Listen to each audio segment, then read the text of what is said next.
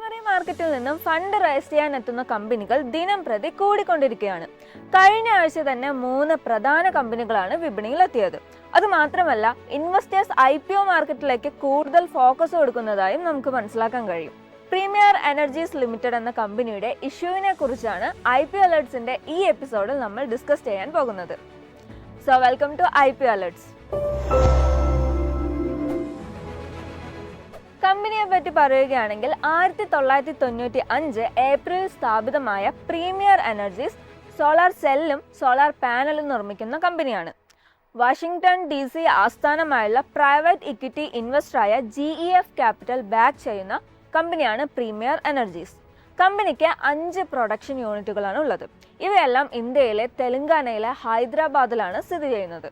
Solar സെല്ലുകൾക്ക് 2 ജിഗാവാട്ടും solar മൊഡ്യൂളുകൾക്ക് 3.36 ജിഗാവാട്ടും annual production കപ്പാസിറ്റിയാണ് കമ്പനിക്ക് നിലവിലുള്ളത്.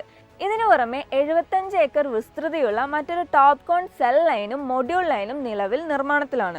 Cell, solar modules, monofacial modules, bifacial modules, EPC solutions, O&M solutions എന്നിവയാണ് കമ്പനിയുടെ പ്രധാന പ്രൊഡക്ട്സ് ആൻഡ് സർവീസസ്. കമ്പനിയുടെ പ്രധാന കസ്റ്റമേഴ്സ് ആണ് NTPC, Tata power, Panasonic, Continuum, Shakti pumps, first energy, blue pine energies, Luminous, Hartek solar, green infra wind energy, Madhav infra project, solar square energy, Axitech energy India തുടങ്ങിയ ഇന്ത്യയിലെ പ്രമുഖ കമ്പനികൾ. United States, Hong Kong, South Africa, Bangladesh, Norway, Nepal, France, Malaysia, Canada, Sri Lanka, Germany, Hungary, UAE, Uganda, തുർക്കി, South Korea, China, Taiwan, Philippines എന്നീ രാജ്യങ്ങളിലേക്ക് company അതിന്റെ products export ചെയ്യുന്നുണ്ട്. പ്രൊമോട്ടേഴ്സിന് കമ്പനിയിൽ 72.23% ഷെയർസാണ് ഉള്ളത്. ബാക്കി 26.12% share holding south Asia growth fund 2 holdings LLC ഉൾപ്പെടെയുള്ള പൊതുജനങ്ങളുടെ പക്കലാണ്. 1.65% ഓഹരികൾ ജീവനക്കാരുടെ ട്രസ്റ്റുകളുടെ പക്കലുമുണ്ട്. ഇനി നമുക്ക് IPOയുടെ ഡീറ്റെയിൽസ് നോക്കാം. ഇഷ്യൂവിലൂടെ 2830.4 കോടി രൂപ റൈസ് ചെയ്യാനാണ് കമ്പനി ലക്ഷ്യമിടുന്നത്. അതായത് 6.28 കോടി ഷെയർസിന്റെ ലിസ്റ്റിംഗ് ആണ് ഇതുവഴി നടക്കുന്നത്. ഇതിൽ 1291.4 കോടി രൂപയുടെ ഫ്രഷ് ഇഷ്യൂസും 1539 കോടി രൂപയുടെ ഓഫർ ഫോർ സെയിലും ഉൾപ്പെടുന്നു. OFSലൂടെ നിക്ഷേപകരായ സൗത്ത് ഏഷ്യ ഗ്രോത്ത് ഫണ്ട് 2.68 കോടി ഓഹരികളും സൗത്ത് ഏഷ്യ EBT ട്രസ്റ്റ് 1.72 ലക്ഷം ഓഹരികളും വിൽക്കും. പ്രൊമോട്ടേഴ്സിൽ ഒരാളായ സിരഞ്ജീവ് സിംഗ് സലൂജ 72 ലക്ഷം ഓഹരികൾ വിറ്റഴിക്കും. ഓഗസ്റ്റ് 27 ആരംഭിക്കുന്ന IPO 29 അവസാനിക്കുന്നത്. ഓഹരികളുടെ അലോട്ട്മെന്റ് ഓഗസ്റ്റ് 30 പൂർത്തിയാവും. സെപ്റ്റംബർ 2 ഓഹരികൾ അലോട്ട് ചെയ്തവരുടെ ഡിമാറ്റ് അക്കൗണ്ടിലേക്ക് ക്രെഡിറ്റ് ചെയ്യും. അതേ ദിവസം തന്നെ കമ്പനി റീഫണ്ടുകൾ നൽകി തുടങ്ങും. സെപ്റ്റംബർ 3 NSE, BSE തുടങ്ങിയ എക്സ്ചേഞ്ചുകളിൽ ഓഹരി ലിസ്റ്റ് ചെയ്യും. ₹1 ഫേസ് വാല്യൂ ഉള്ള ഓഹരിയുടെ പ്രൈസ് ബാൻഡ് 427 മുതൽ 450 രൂപ വരെയാണ്. ഒരു ലോട്ടിൽ 33 ഓഹരികളാണ് ഉണ്ടാവുക. റീറ്റെയിൽ നിക്ഷേപകർക്ക് ആവശ്യമായ ഏറ്റവും കുറഞ്ഞ നിക്ഷേപ തുക 14,850 രൂപയാണ്. റീറ്റെയിൽ നിക്ഷേപകർക്ക് മാക്സിമം 13 ലോട്ടുകൾക്ക് വരെ അപേക്ഷിക്കാം. ഇഷ്യൂവിന്റെ പകുതിയും QIBകൾക്കായി കമ്പനി മാറ്റിവെച്ചിട്ടുണ്ട്. NISന് 15%, ബാക്കി 35% ഓഹരികൾ റീറ്റെയിൽ ഇൻവെസ്റ്റേഴ്സിനായും കമ്പനി നീക്കിവെച്ചിട്ടുണ്ട്. ഇഷ്യൂവിലൂടെ സമാഹരിക്കുന്ന തുകയിൽ നിന്നും 968.6 കോടി രൂപ ഹൈദരാബാദിലെ 4 gigawatt solar PV TOPCon cell and module പ്രൊഡക്ഷന്റെ യൂണിറ്റുകൾക്കായുള്ള ചെലവിനായി കമ്പനി ഉപയോഗിക്കും. കമ്പനിയുടെ സബ്സിഡറിയായ പ്രീമിയർ എനർജി ഗ്ലോബൽ എൻവയോൺമെന്റിലും നിക്ഷേപിക്കുന്നതിനായി ഇഷ്യൂ തുക മാറ്റിവെക്കും. ബാക്കി വരുന്ന തുക പൊതു കോർപ്പറേറ്റ് ആവശ്യങ്ങൾക്കായും കമ്പനി ഉപയോഗിക്കും. Kotak Mahindra capital, JP Morgan India, ICICI securities എന്നിവരാണ് IPOയുടെ lead managers. KFin technologies limited ആണ് ഇഷ്യൂവിന്റെ രജിസ്ട്രാർ. ഇനി നമുക്ക് കമ്പനിയുടെ ഫൈനാൻഷ്യൽ അനാലിസിസിലേക്ക് കടക്കാം.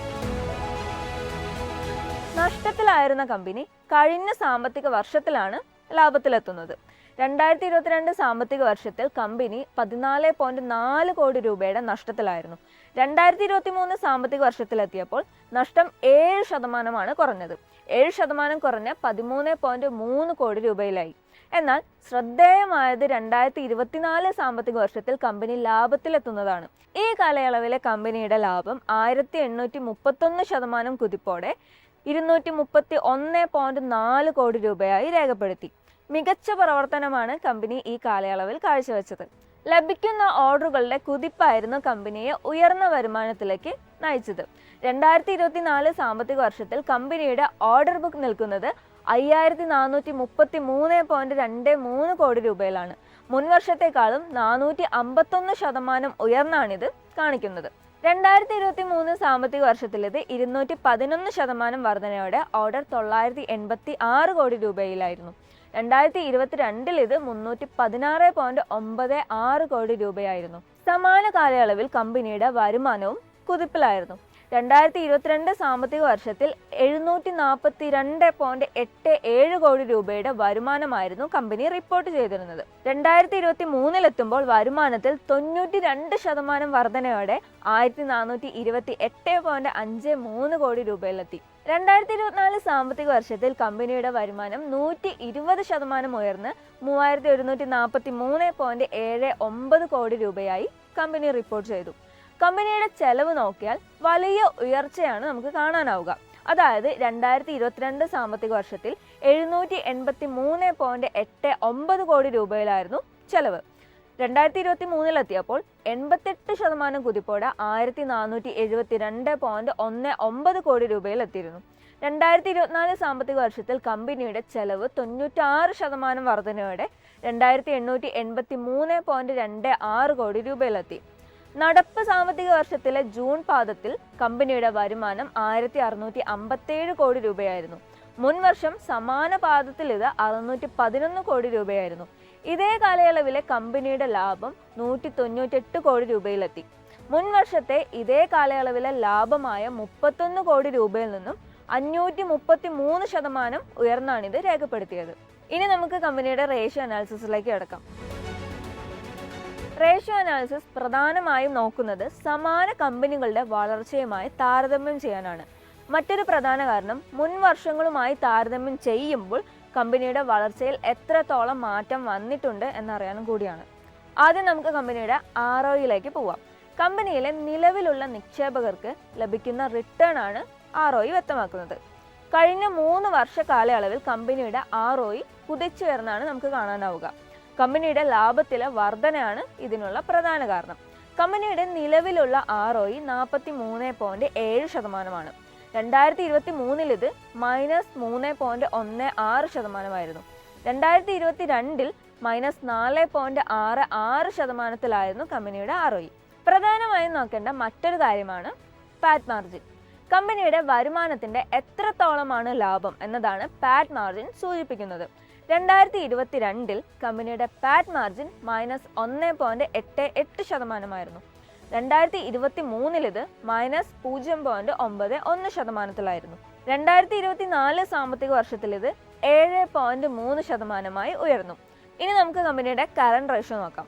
നിലവിലെ അസറ്റ്സ് ഉപയോഗിച്ച് ഷോർട്ട് ടേം ഡെബ്റ്റ്സ് മറികടക്കുന്നതിനുള്ള കമ്പനിയുടെ കഴിവിനെ വിലയിരുത്തുന്ന ലിക്വിഡിറ്റി റേഷ്യോ ആണ് കറന്റ് റേഷ്യോ.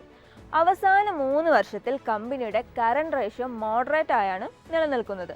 2022 1.29 ആയിരുന്ന റേഷ്യോ 2023 എത്തുമ്പോൾ 1.02 കുറഞ്ഞു. 2024 ഇത് 1.16 വീണ്ടും ഉയർന്നു. ഡെപ്റ്റ് ടു ഇക്വിറ്റി റേഷ്യോ കഴിഞ്ഞ 3 വർഷമായിട്ട് ഉയർന്നു വരുന്നതായി കാണാം. നിലവിലെ കമ്പനിയുടെ ഡെപ്റ്റ് ടു ഇക്വിറ്റി റേഷ്യോ 2.18 ആണ്. ഇത് കമ്പനിയുടെ ക്യാപിറ്റലിനേക്കാൾ ഉയർന്ന കടങ്ങളെയാണ് സൂചിപ്പിക്കുന്നത്. 2022 റേഷ്യോ 1 ആയിരുന്നു. 2023 ഇത് 1.15 ഉയർന്നു. IPOക്ക് ഉയർന്ന സബ്സ്ക്രിപ്ഷൻ ലഭിക്കുകയാണെങ്കിൽ മികച്ചൊരു പ്രീമിയത്തോടെ കമ്പനി ലിസ്റ്റ് ചെയ്യാനുള്ള സാധ്യതയുണ്ട്. ഇൻവെസ്റ്റ് ചെയ്യുന്നതിന് മുമ്പ് ഒരു സർട്ടിഫൈഡ് ഫൈനാൻഷ്യൽ എക്സ്പെർട്ടിന്റെ അഡ്വൈസ് എടുക്കേണ്ടതാണ്. മറ്റൊരു IPO അലേർട്സുമായി അടുത്ത എപ്പിസോഡിൽ വീണ്ടും കാണാം.